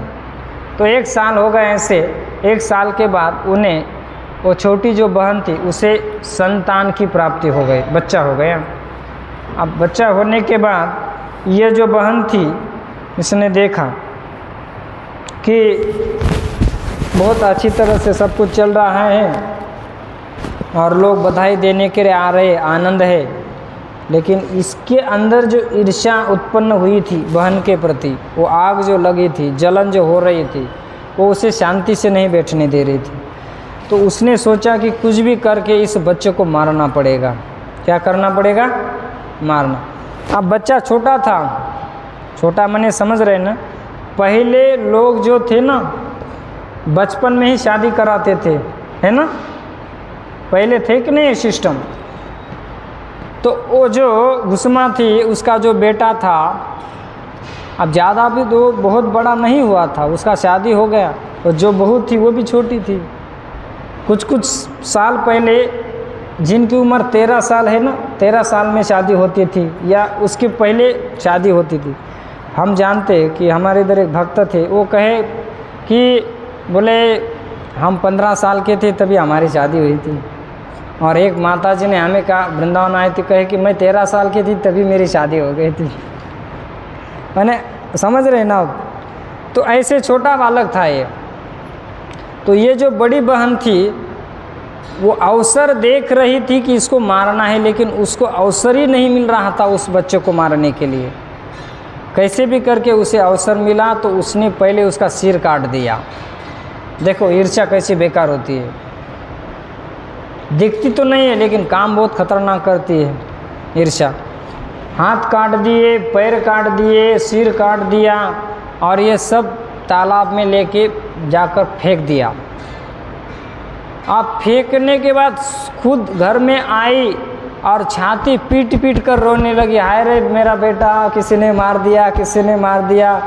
लगी ज़ोर ज़ोर से चिल्लाने लगी, सबको पता चले, ऐसा ढोंग कर रही थी। मार भी इसने दिया, रोना गाना भी इसने ही शुरू कर दिया, तो सब जगह बात फैल गई। अब रोना माताओं का बड़ा शस्त्र होता है ना। कुछ का बात न बने तो बस 1 मिनट में गंगा धारा, सरस्वती, यमुना नदी बह जाती है, 2 मिनट में पानी भी खत्म हो जाता है। तो अब जब ये घुसमा थी, उसकी जो बहू थी वो पास आ गई। अब गुस्मा बैठी थी पूजा करने में, कही कि माँ मेरा सुहाग उजड़ गया, आपकी गोद सुनी हो गई, आपके पुत्र को किसी ने मार दिया, काट के तालाब में फेंक दिया। तो गुस्मा ने कहा ठीक है, इतना ही शांति से। जब तक मैंने पूजा का जो समय, तब तक गुस्मा वहाँ से उठी नहीं है। पूजा की और वहाँ से उठी और फिर कही कि भगवान शंकर ने दिया था, उन्होंने ले लिया। बस बिस्तर पर खून है, लथपथ हुआ, आँख से आंसू भी नहीं आया, कुछ दुख भी नहीं आया। और जो भी पिंडी बनाई थी वो लेकर वो जा रही थी तालाब में विसर्जित करने के लिए। और जैसे ही तालाब की ओर विसर्जित करने जा रही थी तो वहाँ पर उसने देखा कि एक पेड़ है और उस पेड़ के ऊपर उसका बच्चा खेल रहा है। और बच्चा पेड़ से नीचे आया, अपनी माँ को प्रणाम किया। तो माँ ने कहा कि बेटा तुम तो मर गए थे, तो तुम जीवित कैसे हो गए? तो बेटा ने कहा कि माँ तुम्हारी ये दृढ़ भक्ति देखकर, तुम्हारी इतनी श्रद्धा देखकर, तुम्हारा इतना विश्वास देखकर भगवान शंकर ने मुझे इन टुकड़ों को जोड़ दिया, अमृत की छटा मेरे ऊपर छिड़क दी और फिर से मुझे जीवित कर दिया। शंकर भगवान की। देखो पुत्र मर चुका है, फिर भी अपनी पूजा को छोड़ा नहीं। और क्या कहा? भगवान ने दिया था, भगवान ने ले लिया, ठीक है। कितनी अटूट श्रद्धा थी। हमें अगर कुछ नहीं मिलता है तो हमारी श्रद्धा पानी की तरफ बह जाती है ना। कैसे भगवान है कि बारिश भी नहीं करते लोग, और बारिश जब होती है तो कहते हैं कि कैसे भगवान है कितना पानी बरसा रहे हैं। माने भगवान क्या हमारे क्या नौकर है क्या? हम भगवान के नौकर है, सेवक है। भगवान हमारे मालिक है ना। तो तब वो बच्चा कहता है कि माँ मुझे भगवान ने बताया कि तुम्हारी जो बड़ी माँ है वो तुम्हारे माँ से बहुत ईर्ष्या करती थी और उसने तुम्हें काट के तालाब में फेंक दिया। उतने में भगवान शंकर प्रकट हो गए। भगवान शंकर को प्रणाम किया। भगवान शंकर उसके ऊपर बहुत प्रसन्न हुए और कहते कि गुस्मा मैं तुम्हारे ऊपर बहुत प्रसन्न हूँ, और तुम्हारी जो बड़ी बहन है, तुम्हारी बड़ी बहन ने ही तुम्हारे बेटे को मार दिया था, तुमसे ईर्ष्या कर दी। कहे कि ये जो त्रिशूल है ना, गाड़ दो क्या, सीधा मार दो क्या इसको? भगवान भोलेनाथ एक ही जाते, मारना, सीधा ठोक देना। तो गुस्मा कहते कि प्रभु नहीं, आपको इसे मारना नहीं। तो क्या करना है? बोले जैसे आपने मुझे निर्मल बुद्धि दी है, निर्मल विचार दी है, निर्मल मेरा चित्त है, उसी प्रकार उसके चित्त की गंदगी हटाइए और उसे भी निर्मल बुद्धि प्रदान कीजिए। देखो जिनके अच्छे विचार होते हैं ना, वो दूसरों का अच्छा चाहता है, और जिनके बुरे विचार होते हैं ना, वो दूसरों का कभी भला नहीं चाहता है। ये गुस्मा प्रार्थना कहती है भगवान शंकर से कि आप इसको निर्मल बुद्धि प्रदान करो, और मैं यही चाहती हूँ कि मैं तो आपकी भक्ति कर रही हूँ, साथ साथ ये भी आपकी भक्ति मेरे साथ मिलकर करे, यह मैं आपसे वरदान मांगना चाहती हूँ। यहाँ पर वर्णन किया गया है कि मैं आपसे आपकी प्रेमा भक्ति चाहती हूँ। क्या चाहती हूँ? प्रेमा भक्ति। बस हमें भगवान से यही मांगना चाहिए कि मैं आपसे प्रेम करूं, या आपके प्रति हमें प्रेम उत्पन्न हो जाए। अब इसमें एक बात बताते हैं, जैसे गुस्मा पूजा के लिए बैठी थी ना, अब बेटा मर चुका है, बड़ी बात है कि नहीं? अगर हम लोग होते तो उड़ जाते। एक दूसरी बात, हम पूजा करते समय अगर किसी का फ़ोन आया तो फ़ोन उठा देते हैं, है ना। अब हम देखते हैं कई बार कर्मकांड करते ब्राह्मण लोग, ब्राह्मण देवता, कर्मकांड चल रहा है फिर भी वो फ़ोन उठाते रहते। उठाना नहीं चाहिए, विधि करते समय फ़ोन को नहीं उठाना चाहिए, लेकिन लोग स्वयं से इस विधि को तोड़ रहे हैं, इसलिए कर्मकांड करने वाले लोगों को भी ठीक ठीक से फल नहीं मिल रहा है। फ़ोन को नहीं उठाना चाहिए। और दूसरी बात बोलना चाहिए कि महाराज जी आपसे विनती है कि जब तक कर्म कांड नहीं होता फ़ोन मत उठाइए, बोल देना चाहिए हमें। हमने स्वयं इन आँखों से देखा है। पैसा तो आएगा लेकिन कर्मकांड ठीक ठीक करते समय इन चीज़ों को अवॉइड करना चाहिए, नहीं तो ये फ़ोन तो चलता रहता है। हमें अपने हिसाब से उसको चलाना चाहिए, उसके हिसाब से हमें नहीं चलना चाहिए। तो कहते हैं कि आप हमें प्रेमा भक्ति दे।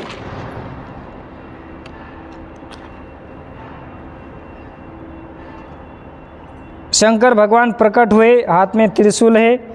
घुष्मा ने प्रणाम किया और कहते हैं कि तुम्हारे बहन ने यह कार्य किया है, तेरी निष्ठा, तुम्हारा विश्वास, इसी के कारण मैं आया हूँ और तुम्हारा पुत्र को मैंने जीवित कर दिया है। घुष्मा कहती प्रभु तुम उसे मत मारो, मैं यही कहती हूँ कि उसकी दुष्ट बुद्धि मार दो और मेरी जैसी बुद्धि निर्मल करो, हम दोनों मिलकर आपका भजन करेंगे। तो उसी समय देवताओं ने पुष्प वृष्टि की। क्या किया? हाँ, क्यों किया? क्योंकि देखो इनकी सोच कितनी अच्छी है ना। तो कहते हैं कि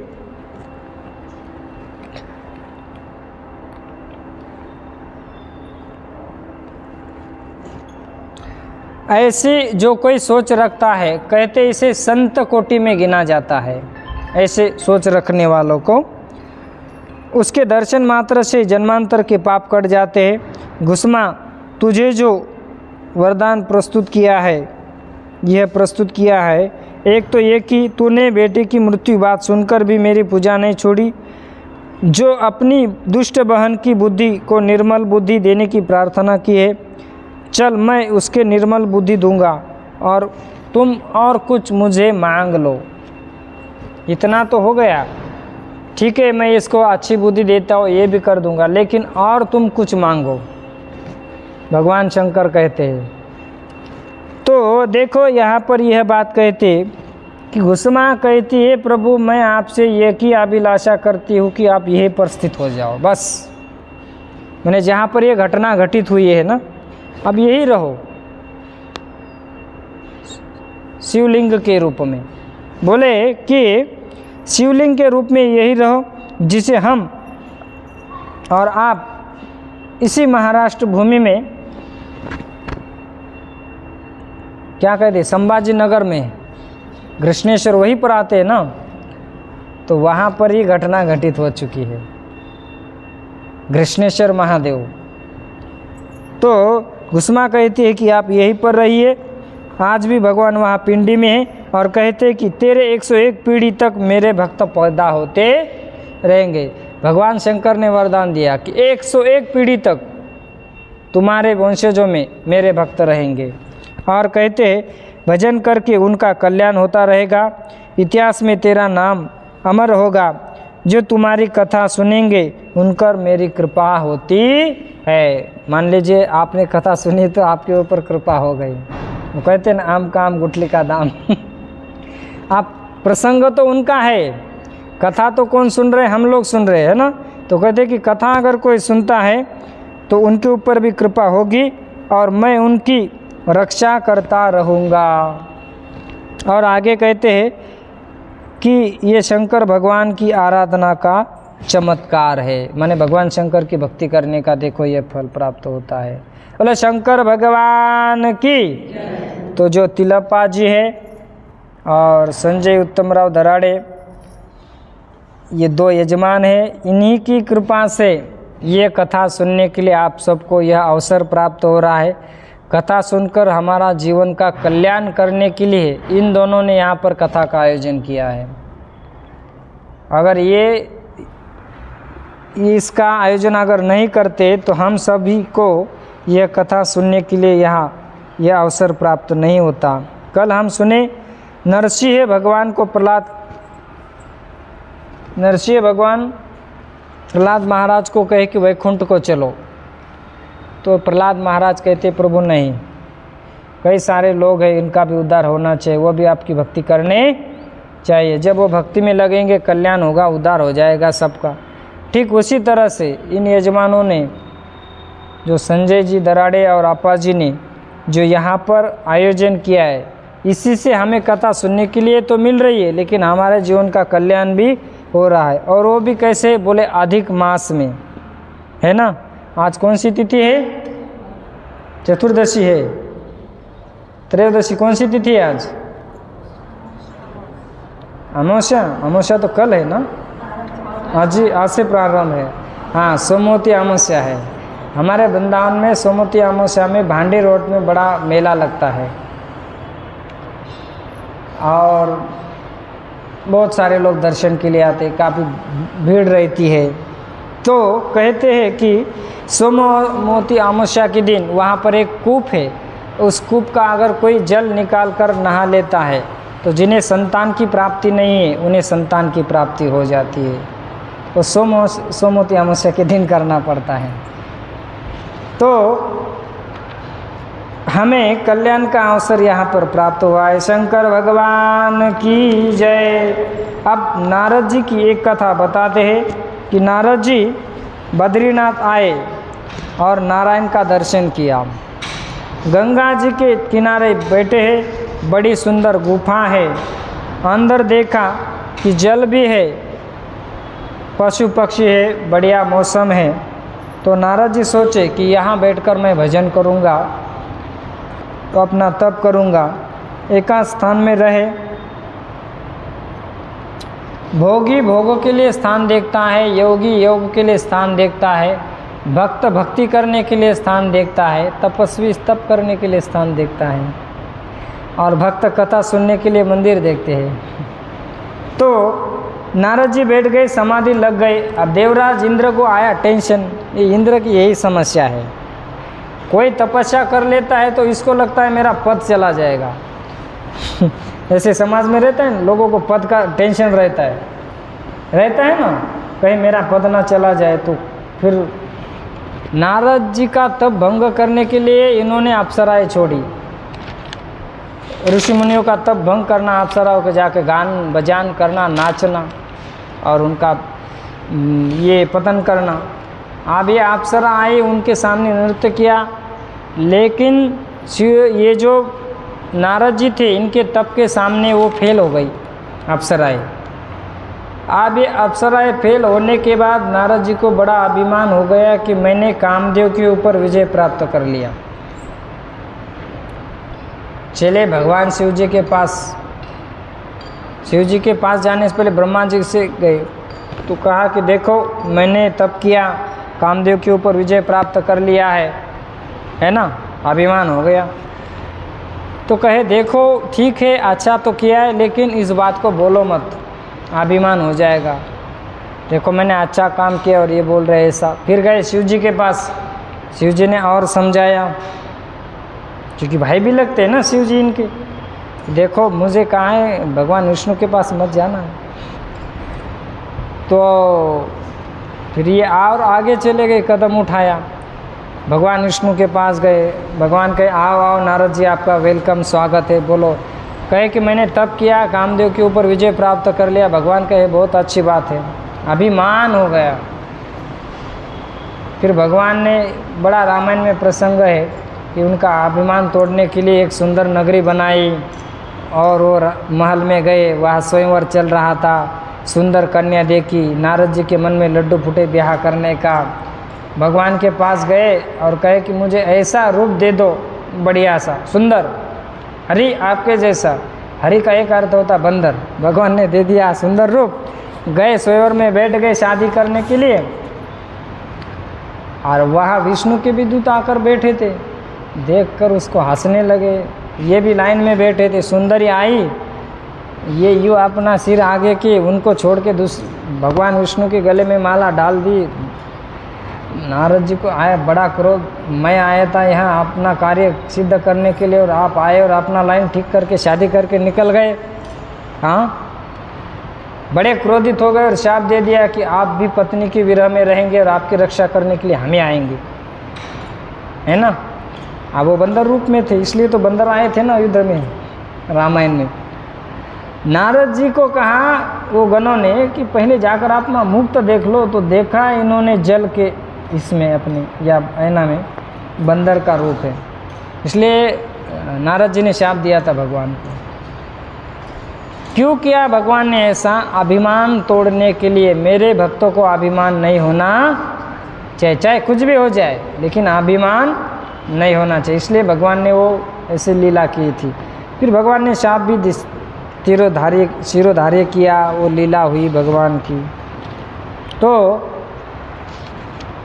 यहाँ पर कहते हैं कि अभिमान के बारे में वर्णन किया है।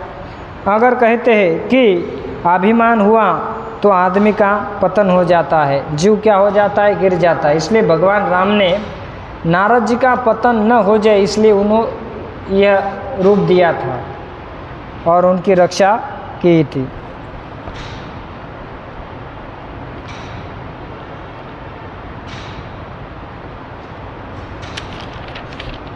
शंकर भगवान ने समझाए, भगवान विष्णु के पास गए, कहते कि एक बार करताल वीणा गावत हरिगुण गाव प्रवीणा। यही वर्णन किया गया है यहाँ पर।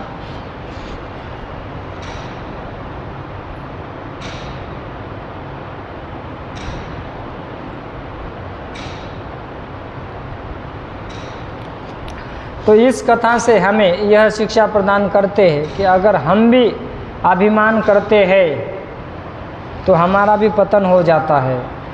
इसलिए हम जो भी कर रहे हैं वो भगवान की कृपा से हो रहा है, यह हमें सोचना चाहिए और यह समझते हुए हमें आगे बढ़ना चाहिए। हमेशा मन में यह भाव रखेंगे कि जो कुछ भी मिल रहा है वो भगवान की कृपा से मिल रहा है। सबके साथ भगवान की कृपा जुड़ी है।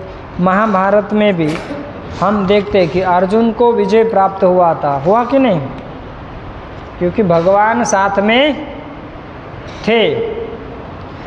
और वही अर्जुन जब भगवान इस धराधाम से निकल गए तो भगवान के पत्नियों को लेकर जा रहे थे, रास्ते में कोल भील आए, उन्होंने अर्जुन को हरा दिया और भगवान की पत्नियों को ले गए, क्योंकि भगवान साथ में नहीं थे। तो कहते ऐसे अर्जुन का अभिमान तोड़ दिया। भगवान की लीला समाप्त बात भागवत में लिखा है। अर्जुन द्वारका से रास्ते में जा रहे थे तो उसी प्रसंग का वर्णन किया गया है। कहते वही अर्जुन है, वही धनुष है, वही बाण है और वही रथ है, लेकिन कहते हैं समय बलवान होता है, मनुष्य बलवान नहीं होता है। सब कुछ भगवान की कृपा से हो जाता है और हो रहा है। सब कुछ उनके पास है, रथ वही है, धनुष्य वही है, अर्जुन वही है, लेकिन आज वो हार गया है।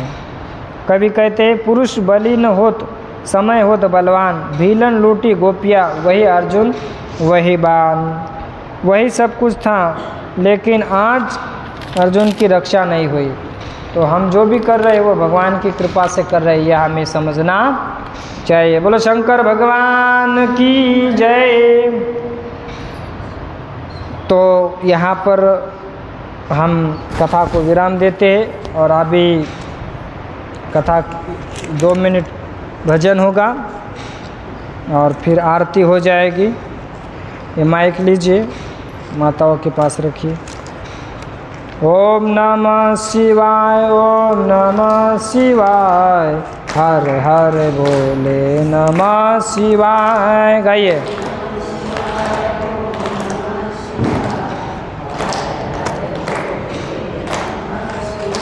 ओम नमः शिवाय, ओम नमः शिवाय, हर हर बोले नमः शिवाय। लीजिए कोई माता जी गाइए, 5 मिनट थोड़ा भजन गाइए माता लोग। रामेश्वराय शिव रामेश्वराय, हर हर बोले नमः शिवाय।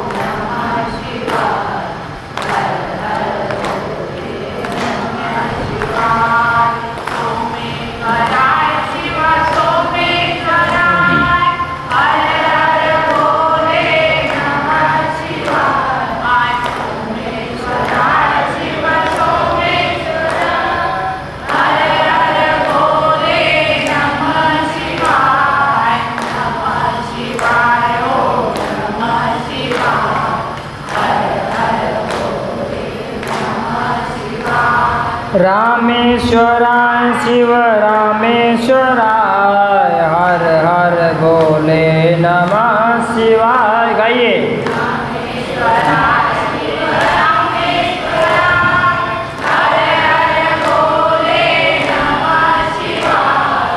नमः शिवाय ओम नमः शिवाय हर हर भोले नमः शिवाय।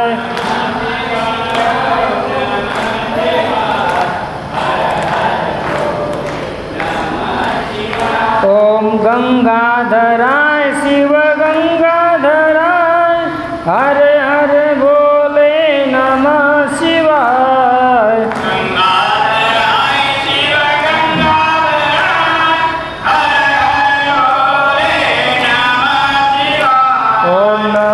शिवाय ओम नमः शिवाय हर हर भोले नमः शिवाय। ओम नमः शिवाय ओम नमः शिवाय हर हर भोले नमः शिवाय।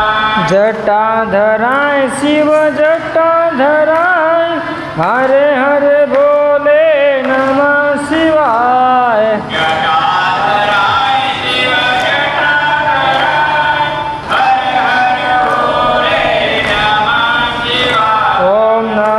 शिवाय ओम नमः शिवाय हर हर भोले नमः शिवाय। नमः शिवाय ओम नमः शिवाय हर हर भोले नमः शिवाय। सिद्धेश्वराय शिव सिद्धेश्वराय हर हर भोले नमः शिवाय।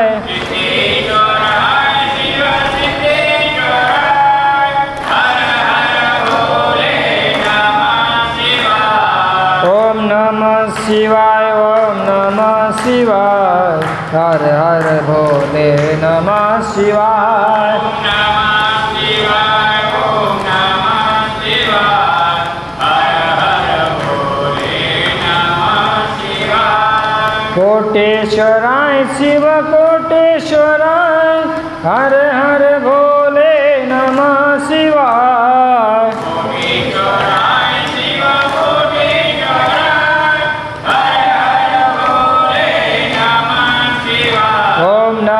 शिवाय ओम नमः शिवाय हर हर भोले नमः शिवाय। नमः शिवाय ओम नमः शिवाय हर हर भोले नमः शिवाय।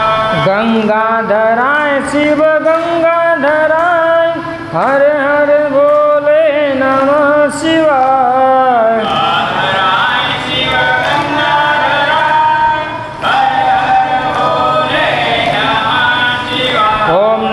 शिवाय ओम नमः शिवाय हर हर भोले नमः शिवाय। नमः शिवाय ओम नमः शिवाय हर हर भोले नमः शिवाय। ओम नमः शिवाय ओम नमः शिवाय हर हर भोले नमः शिवाय। नमः शिवाय ओम नमः शिवाय हर हर भोले नमः शिवाय ओम नमः शिवाय ओम नमः शिवाय हर हर भोले नमः शिवाय। शिवाय ओम नमः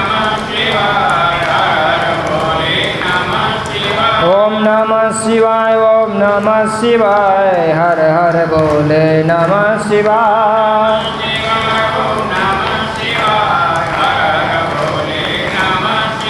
ओम नमः शिवाय ओम नमः शिवाय हर हर बोले नमः शिवाय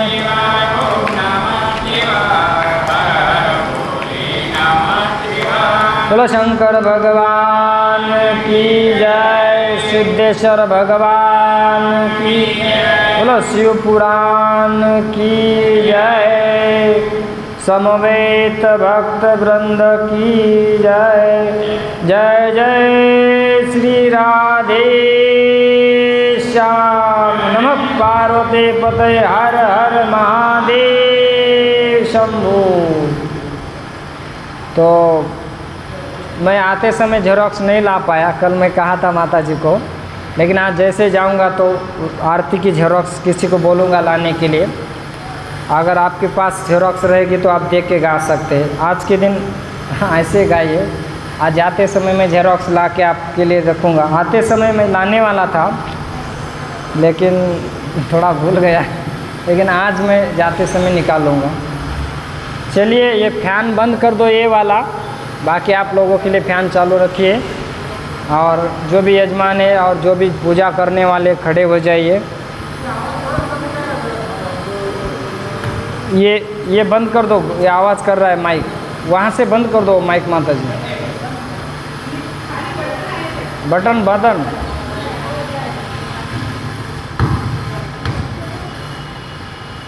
बटन ऊपर नहीं है, ऊपर होगा बटन, नीचे कीजिए।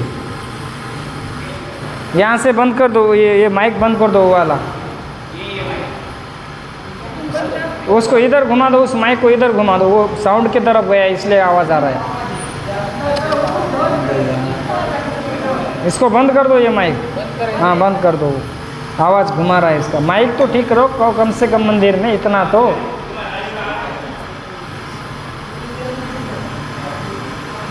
तो मैं आज थोड़ा भूल गया जल्दबाजी में। कोई बात नहीं, वो थोड़े बहुत हमको आती है हमारे मंदिर। हाँ मैं जान गया आपको आती है। थोड़ा थोड़ा आता है, धीरे धीरे से गाएंगे।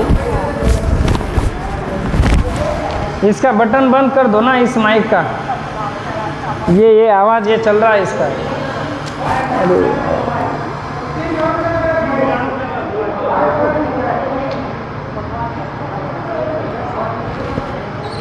इसका पिन कौन सा है निकालो ना, बटन बंद करो।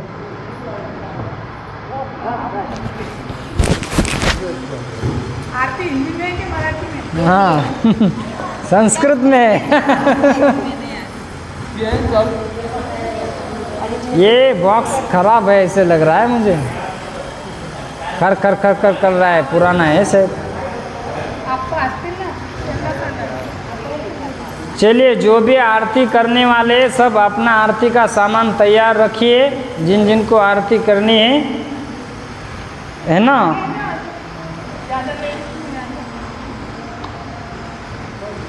बोलो शंकर भगवान की जय। ओम जय गंगाधर हर शिव जय गिरिजाधीश शिव गिरिजाधीश त्वं मां पालय नित्यं कृपया जगदीश।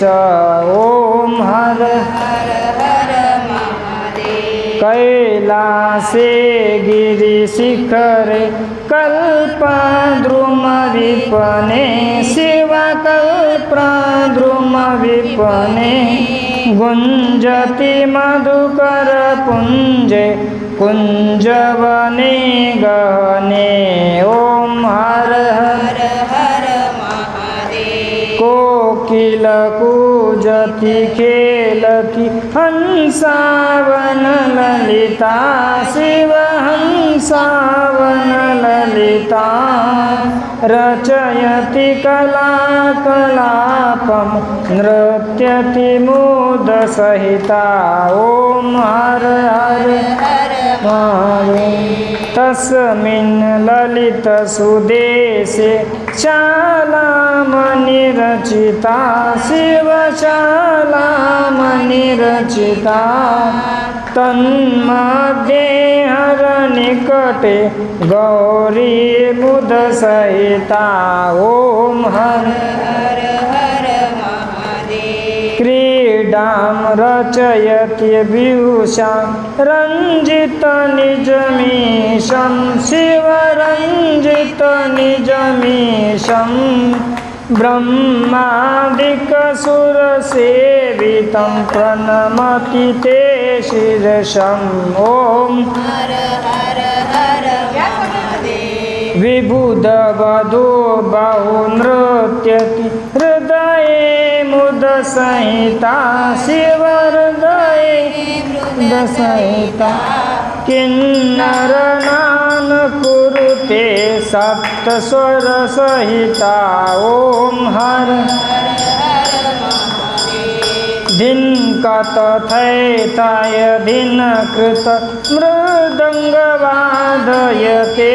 शिवमृदङ्गनादयते कनकनललितसुवेणु मधुरमनादयते ॐ हर हर रुनु रुनु चरणे रचयति नूपुरमुज्ज्वलिता शिवनूपुरमुज्ज्वलिता चक्रावते भ्रमयति कुरुते तां दिक्ताम् ॐ तां तां लुपुचुपतालं मधुरमनादयते शिवमधुरम् अङ्गुष्ठम् अङ्गुलिनादं लास्यकतां कुरुते ॐ कर्पूरधोती गौरं पञ्चाननसहितं शिवपञ्चाननसहितं त्रिनयन शशिधरमौले विषधरकण्ठयुतं ॐ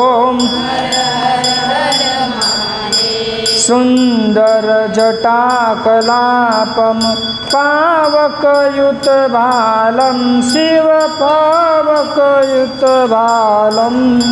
त्रिशूलडमरुपिनाकं करघृतनृकपालम्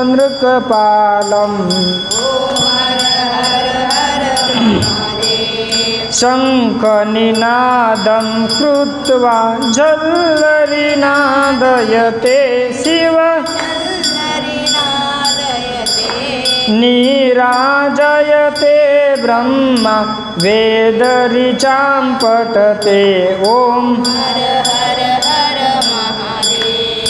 इति मृदुचरण सरोजे हृदि कमले घृत्वा शिव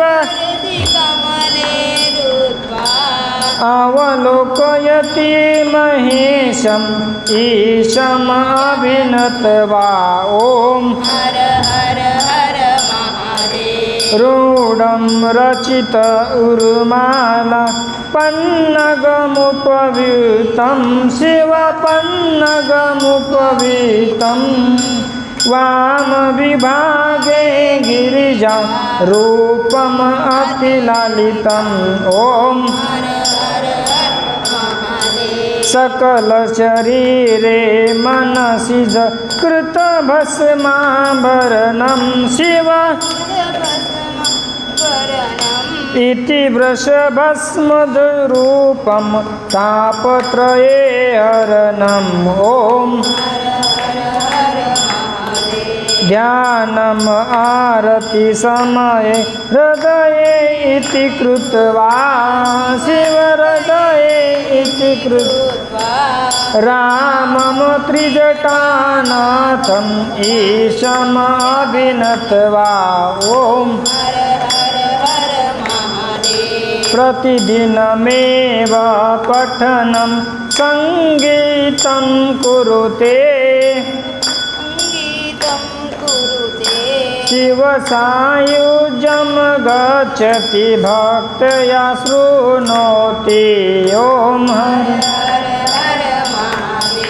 हर हर महादेव ॐ हर हर महादेव ॐ हर हर महादेव ॐ हर हर महादेव कर्पूरगौरं करुणावतारं सारं भुजेन्द्रहारं सदा वसन्तं हृदयाविन्दं भवं भवानी सहितं नमामि। बोलो शंकर भगवान की, बोलो सिद्धेश्वर भगवान की, बोलो पार्वती मैया की, बोलो शिवपुराण ग्रंथ की, समवेद गौर भक्त वृंद की जय। ताई गौर प्रेमानंद। बोलो वृंदावन धाम की, बोलो अधिक मास की।